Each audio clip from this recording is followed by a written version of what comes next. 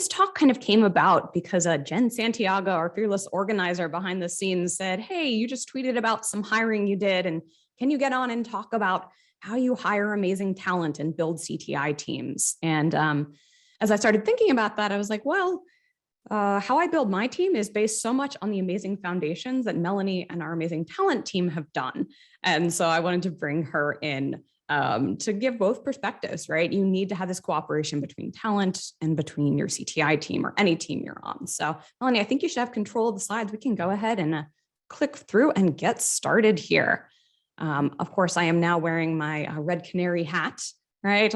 Chair hat off and Red Canary hat on. And so next slide, just an introduction of me, right? You know that I'm an instructor for SANS already, director of Intel at Red Canary, which is why I'm here for this talk.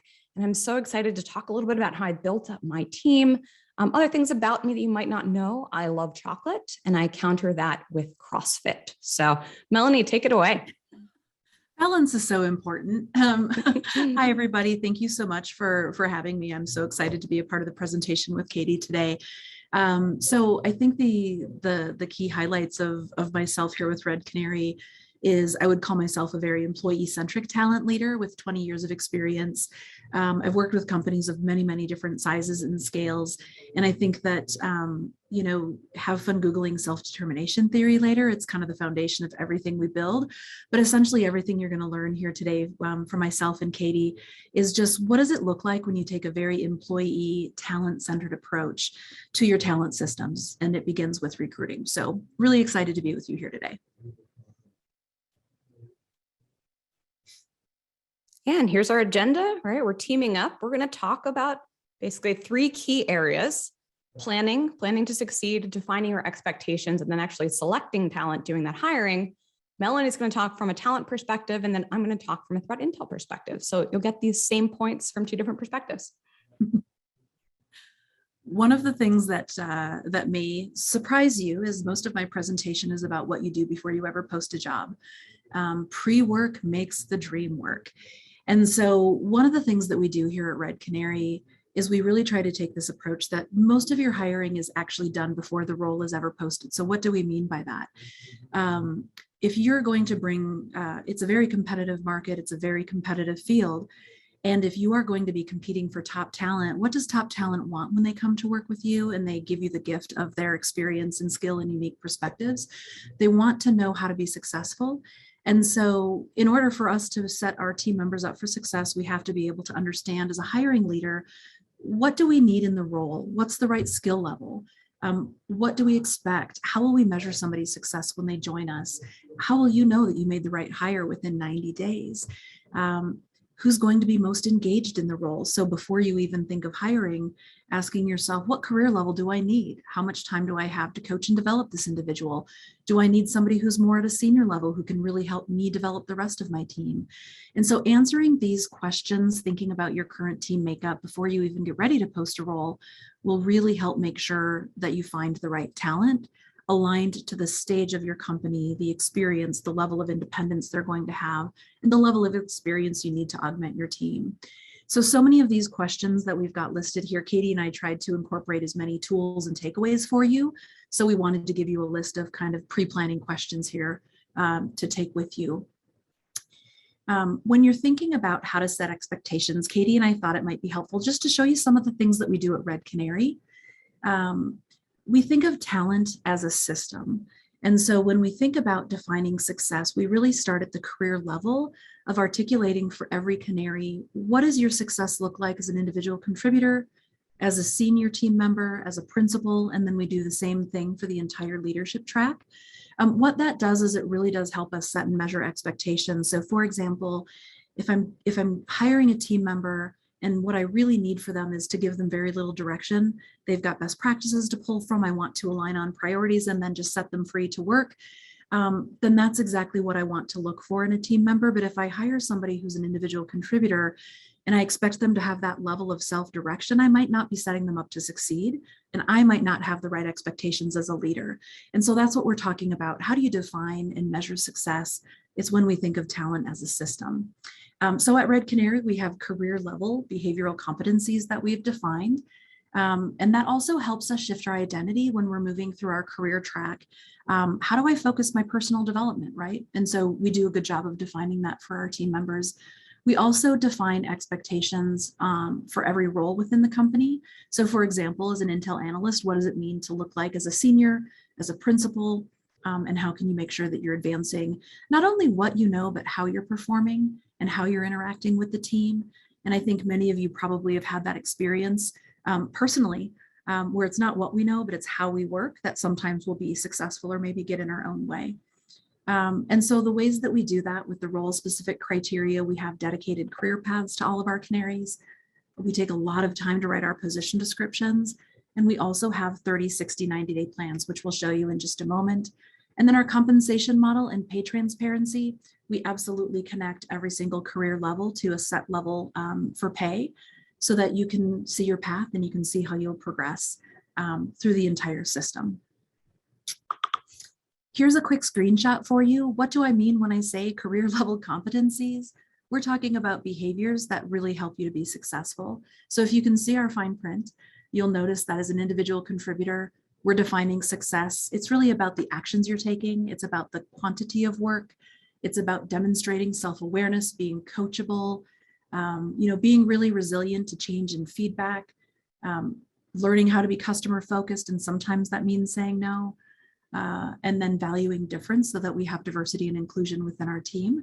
So at Red Canary, this is what we've defined as success right at the beginning of your career. So it's a great foundation to grow on. And then you can see when you start to move to the senior individual contributor, it's not about the number of things you do, it's about quality and it's about decision making. So this is just an example to make that real for you. How do we connect this to our talent and our hiring? We have interview questions that are connected to each one of these career levels. And then we tie it, when I say talent is a system, the things that we say define your success, we then measure your performance against that in a very, very collaborative way between leaders and their team members to make sure that they're getting all sorts of feedback. So having talent as a system, what this means is when Katie goes to hire somebody at an individual, senior or principal level, she already knows what she's expecting, how to set expectations, manage results, give them performance feedback. And now she's going to make an exceptional hire because Katie has been so thoughtful in her process of what she's expecting. Here's an example. We'll walk you through what we do from a position description. Again, all of this is before we've even posted a job because it's helping us understand how to find the right fit for the role for the stage of company. And so here's an example of a position description that Katie wrote with recruiting for a senior intelligence engineer. And when we're thinking about attracting the right talent, it's really important to make sure that we're helping resonate out who are we from a culture and a values perspective and attracting people who are excited to kind of climb that hill and take on your mission. What we believe in, Red Canary, is very anchored in our values. And so we really want to resonate out to people. Are you aligned? Are these things important to you? Come join us. And so this is really important on your position descriptions that you're resonating out who we are, and how that's going to feel to be here. And if it feels like you're going to be able to perform in a way that feels authentic for you, that you can bring your best self to work. These things help people decide if we're a destination employer or if this doesn't sound like the right fit. So a lot of your position description is really designed at understanding not only who wants to take the job, but helping people understand, oh, that doesn't really seem like a good fit for me. So helping people self-select out right from the start. This next piece that we include on all of our position descriptions is related to the challenges that you'll solve. So when you think about that self-determination theory that I introduced in one quick bullet, it really is the foundation. What we believe people need to be successful when they come to work, they need a sense of autonomy, they need a sense of competence and a sense of connection. So our position description is very, very intricately tied to that philosophy of self-determination theory. So the challenge is it really helps somebody understand the scope of the role. How much autonomy will they have? Do they have a lot of ability to decide what and how? Or is this more a role where we've already decided what, and we're asking you to be an expert and execute with your subject matter expertise? Some of us love roles where we have a lot of room to make those decisions, and some of us are really more motivated by using our deep subject matter expertise. So this challenges you'll solve is our way of communicating to people scope of impact they'll have, how they're going to work, and the projects that they're going to take on. Is this something they're feeling like they have the ability to do. Is this a stretch role? Those are all of the things that we're trying to communicate with the position description. And then of course we have more traditional sections. What you'll do, we want to paint a picture of what the day-to-day looks like. And then also what people will bring to the table. At Red Canary, you'll notice our position descriptions do not include university degrees and things like that. We want to include only job requirements that are really going to help you be successful in the role. This is because we don't want to inadvertently remove candidates from the process. And so being very thoughtful at the beginning part of your process on what does it really take to do the job. And Katie is going to walk you through the details of how she looks at required versus preferred qualifications in her section. Before we even post a job, all of our hiring leaders create a 30, 60, 90-day plan. What this does is it helps the leader understand what should my new person, because the position description we just showed you, it's complex, right? There's a lot to master there over the period of this job. And so this is really the opportunity for a hiring leader to say, hey, in your first 30 days, please focus on these very, very specific things. That's how I'm going to measure your success. Once you hit 60 days, here's what I want you to have learned. And after 90 days. So an onboarding plan will help set your employee up for what processes do I have to learn? It more answers the question of what. 30, 60, 90-day plans are different than an onboarding training.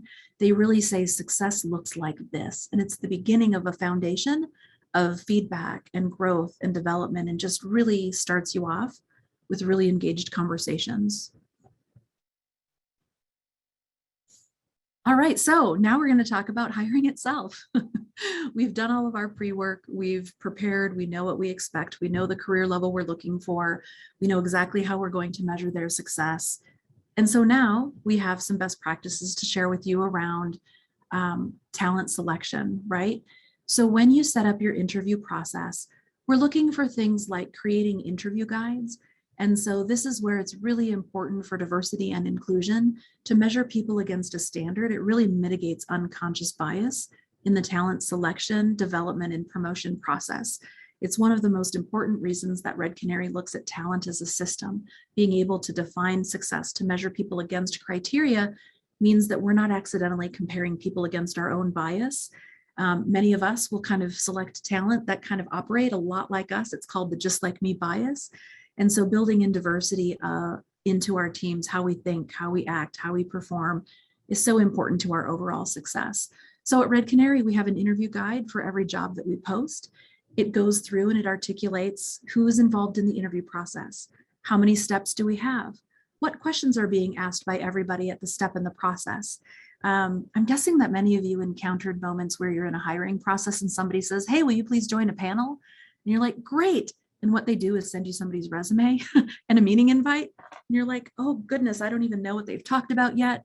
I don't know what I'm supposed to learn about this candidate. And now the candidate is asked the same set of questions 7 times in a row. Not a great experience for candidates. And also it really shortchanges that candidate's ability to show us holistically who they are and what they bring to the table. And so designing a very thoughtful process where you literally list each step and what you're trying to learn about the candidate at every single step in the journey. And then on the other side, your talent partner is going to help that candidate and say, hey, you're meeting with Katie. She's going to want to talk about your experience in X. So we want to make sure that we're setting up the tone of transparency and trust right from the beginning of the interview process. And as a hiring leader, please think of this as an opportunity to build trust with candidates through the process, whether you select them or don't select them. We're not trying to trick them. We're trying to show them that our sincere desire is to make them successful in the process. And if they join us, that's the commitment we have to them, is when they become our employee and our team member, we'll have that equal level of commitment to make them successful and make sure they know where they stand at all times with us and how to get better. Okay. So those are really important things to set yourself up to be a great leader for this individual. At Red Canary, we also do panel preparation meetings. So we have the interview guide that says, here's all of the steps. Here's what we're learning at each step. Here's the feedback form you're going to fill out so you know exactly. Here's some interview questions. They're all behavior-based. And then having a standard candidate feedback form so everybody is answering the same questions about every single candidate. I think sometimes what we can do is we start talking with a candidate and we can get really interested about something we've got in common. And now every candidate's not having the same experience and the same opportunity to tell us about themselves. And so this is another one of those things that just really mitigates unconscious bias in our interview process and gives us the ability to assess each candidate consistently. After the entire panel has taken place, we do debrief meetings as well, where we get together and give feedback about the candidate. And we get to all holistically learn more about the different things that we learned through the 5 steps in our process. The other advice that I would give you before we talk about Melanie's favorite questions is when you have a panel helping you out make this important hiring decision, please make sure everybody understands their role. Sometimes people are on a panel and they believe they've got veto power. If that's the case, then yes, please make sure they know that. But if they're providing input to assess technical skills for you, please make sure that they know that that's where their feedback is most valuable and helpful to assess the whole candidate. And everybody knowing what type of feedback they're giving, what kind of influence they have, will make everybody feel like they're more bought into that candidate when they are selected and join your team. It just keeps expectations aligned across your panel. Here are some of my favorite interview questions. Again, Katie and I wanted to give you a lot of takeaway tools. When I'm interviewing a candidate, I'm really trying to learn some important things about them.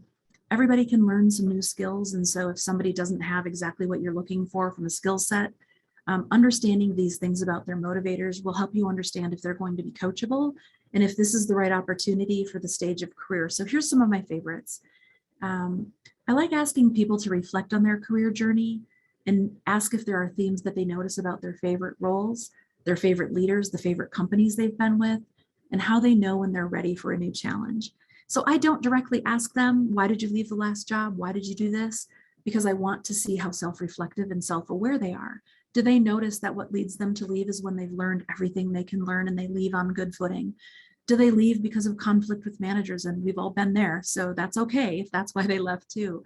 But this first question is really asking them to demonstrate their self-awareness.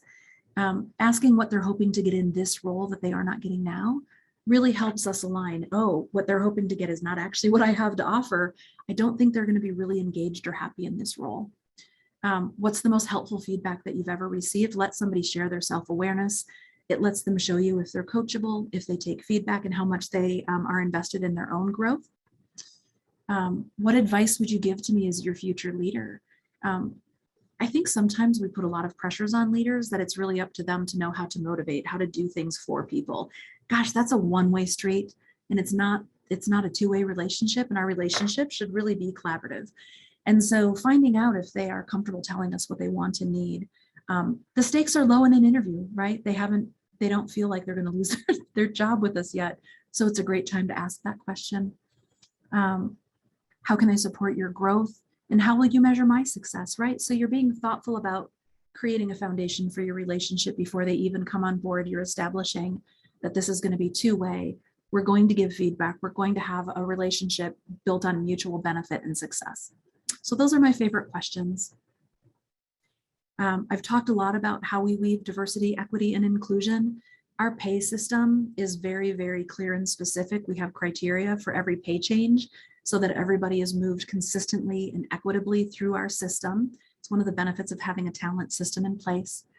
And then Katie and I also wanted to share with you just what are some common forms of unconscious bias. We all have it because we're human. The trick isn't to be perfect and not have unconscious bias. That is an unrealistic expectation. But what is really important is that we understand where we have unconscious bias so that we can mitigate it and kind of just notice the moments where it's coming up for us. So here are some of the most common kinds of bias that you can have a chance to read through as you go through the process. Katie, I'm sure everyone is really excited to hear your perspective on the hiring process. What kinds of things do you think about as you move through this, Katie? I build on the foundations that you just set up. And yeah, thank you so much, Melanie. We're getting so many great questions in Slack. And, I think that someone commented, right? Those questions sound like an HR or talent perspective. Absolutely, right? I rely on Melanie and her team and our amazing recruiters to go in and kind of get a sense of a candidate overall. Is it the right company? And then my team comes in we ask the CTI specific questions, but we still have to do a lot of planning and follow those same processes that Melanie's talent team sets up for us, right? Plan to succeed. One thing that I've started doing, and this has really been in my growth as a manager and leader, is trying to plan ahead for the skill sets that I need based on what I want to do in the team, right? And so having, even if it's right, really simple on a whiteboard, a napkin, in a spreadsheet, having some kind of a rough strategic plan. What are the things my team's going to do this year, this quarter, this month, to try to anticipate the people you're going to need to make those goals happen? One other thing I always look for as I'm bringing someone onto the team, and I don't love the term culture. I try to get away from that. I love the Red Canary culture, but when I say culture, I mean adherence to core values, like doing what's right for our customers, being kind and authentic. Culture can have really gross connotations. And so if I use the word culture, I always try to think about a culture add, not a term that I don't love, culture fit, which can sort of be a signal for, right, being just like me. I think about what in terms of culture, in terms of behaviors, in terms of skill set, is a new hire going to add to my team? And to really know the skill sets you need, you have to plan ahead. So here's sort of a rough idea of maybe what a strategic plan could look like at a high level for a CTI leader, or you could do this, right, for a SOC leader, any kind of security leader. Quarter one, we're going to start a new product line, right? Okay, we're going to need a lot of strong writers here. Maybe we need to bring in someone with a really strong writing background. Could we find a former journalist, right? If someone has that skill set and I'm looking for that, having that in mind really helps you know. And then your recruiter, your talent team can be looking out for, hey, Katie needs some writing skill sets. Let's look for that. Maybe the next quarter, my team's going to evaluate threat intelligence platforms. I flag this as a major gap because no one in my team has used a TIP before. So we probably need to bring in someone with experience there. Another example of how identifying and planning ahead your goals can help you figure out what talent you need to bring in. Right? Okay, executive communication. We have really strong communicators on our team. Let's just build someone up and prepare them later in this year to step into that role. Maybe we need to integrate with other teams, right? We have talks later on from Samara on integrated intelligence. And maybe if we need to talk to our threat hunters more, we should find someone with a threat hunting background. We're looking beyond next year. Let's do dark web. Let's do different sources. Again, thinking about what you want to do in your team and where you want to go to bring in the people who are going to be the best add to your team. Setting expectations.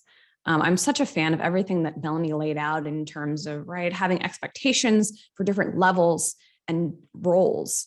Because if you don't tell someone what you expect of them, how can you expect them to meet it, right? And that's so much, I think, of what the problem is between manager and employee. I have these ideas in my brain. Oh, well, someone should act like this, and they don't know what I mean by that, or they don't have the same expectations. So one thing that I found, especially in CTI teams, is that sometimes there are slightly different roles in CTI teams. When I first came onto the team, we were all intelligence analysts. And I found that I came to the team, I kind of brought my baggage and my background in traditional intel, counterintelligence on what I thought an intel analyst should do. But what I found when I came into the team, of course, there are so many different skill sets. And someone is amazing at threat hunting, right? Good at poking at malware, great at coding. And so what I realized is, hey, for our team, we need different roles because my expectations for my intel analyst are very different than my malware analyst. So we broke our team into 3 different roles, right? We have manager, director, then intel analyst, analyzes data and information, writes products. Malware analyst analyzes malware, works with those intel analysts, and then intel engineer, who really are coders, people who create the tooling to enable the rest of the team. So for us, that was a useful breakdown. You might find different ways of breaking down your team. As I was struggling with this, I reached out to Rick, Rebecca, a lot of other CTI leaders I know and said, how do you divide your teams? Some teams are divided by a regional or country focus. So maybe you have those different breakdowns. Type of adversary. Does someone track hacktivists versus ransomware versus state-sponsored? Strategic versus tactical. This is a common one I heard, and this is especially where you might have very different expectations for a strategic intel analyst versus a tactical intel analyst, as well as different skill sets you're looking for there. You could divide by analysts who are collecting data and producing intelligence. You could divide by the requirements that they're supporting. Maybe one analyst supports one team, so they need to know a lot about threat hunting. Another supports executive leadership. Very different expectations. So a lot of different ways you could break this down, but think about for your CTI team specifically, do I have different expectations of different types of roles on my team? Position descriptions. Melanie gave you a preview of how we write position descriptions at Red Canary, and I really like that format. And something that I reflected on throughout my career and experienced myself is, right, the self-opting out of applications. And I saw in Slack, right, a lot of people saying, well, I didn't want to apply for the role because I was scared I wouldn't qualify. And I think position descriptions are so important with this. And one thing I try to be really thoughtful about is if something is really required or if it's just preferred.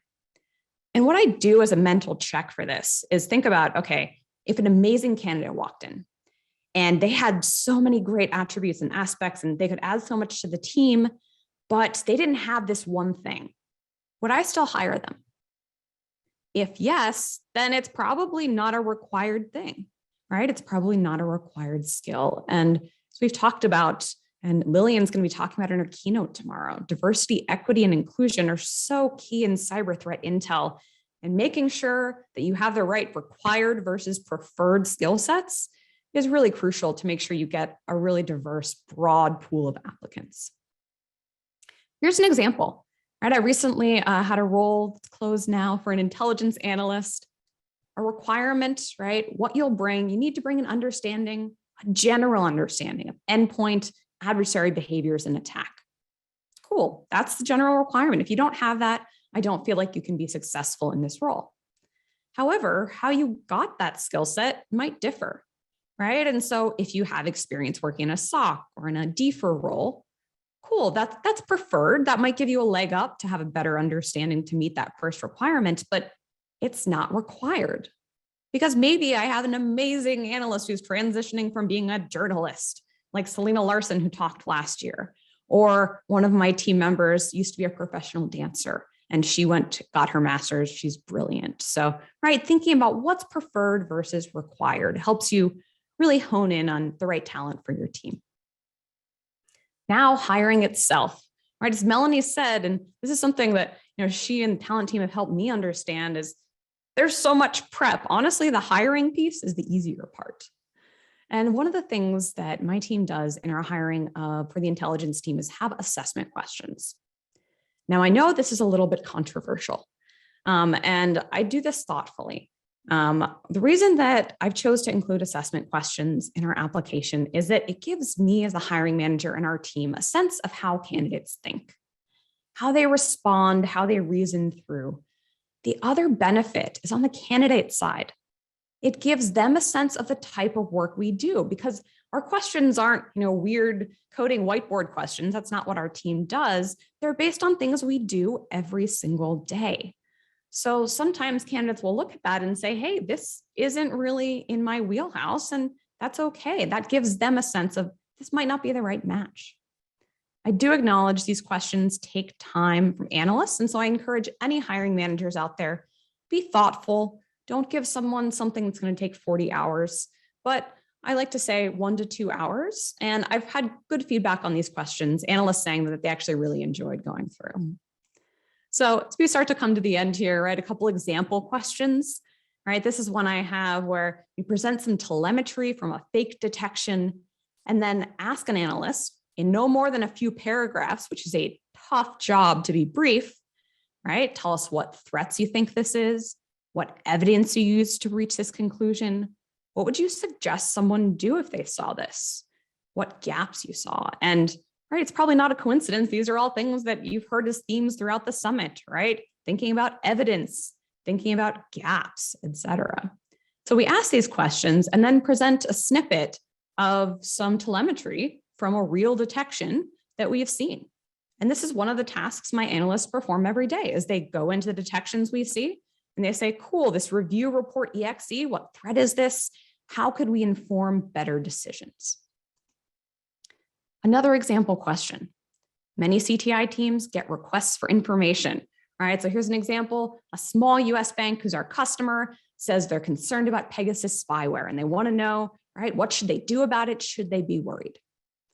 This is such an open-ended question. There's no one right way to answer this, but what I'm looking for here is, right, can analysts do some basic threat modeling? Can they think through open source research? Can they do that? Can they figure out how to respond to a customer? Because again, this is part of our everyday role. So I think assessment questions can be powerful, but you have to make sure they relate to your day-to-day in a real way and be respectful of the candidate's time. Couple final interview practices. This is something I've done in the last round, and I really love this to go towards the goal that Melanie mentioned of, right, being as equitable as possible. Having core questions that you ask everyone is really helpful because you can start to compare those answers and hedge against those biases. Other hiring tips, right? Mix up those hiring teams. I like to have some of my more endpoint telemetry focused analysts, my malware analysts, my strategic analyst, include everyone, different perspectives, even from a different team, and then make sure everyone's feedback is heard. The hiring manager makes the decision, but listen to everyone's perspective. That's some of the benefit of having a diverse hiring team and an interviewing team, because sometimes one person will see something that another haven't. Here's an example of one of those core questions in action. And now I have to retire this one, but I love it because it's so simple. Tell me about the diamond model. Right? First analyst, first candidate says, okay, it's adversary victim infrastructure capability. Cool, that's a right answer. Analyst 2 says, well, I can't really remember the parts. I haven't worked with it, but I know the diamond model is all about structuring intrusions. And it's a really powerful way we can divide data and start to cluster together and look for commonalities. Maybe that's not a right answer, but man, that answer would blow me away, right? And maybe someone else says, hey, haven't used diamond, but I've used attack. Let me tell you about that. So just an example of how, right, there's no right or wrong answer, but asking that same question can help compare across candidates.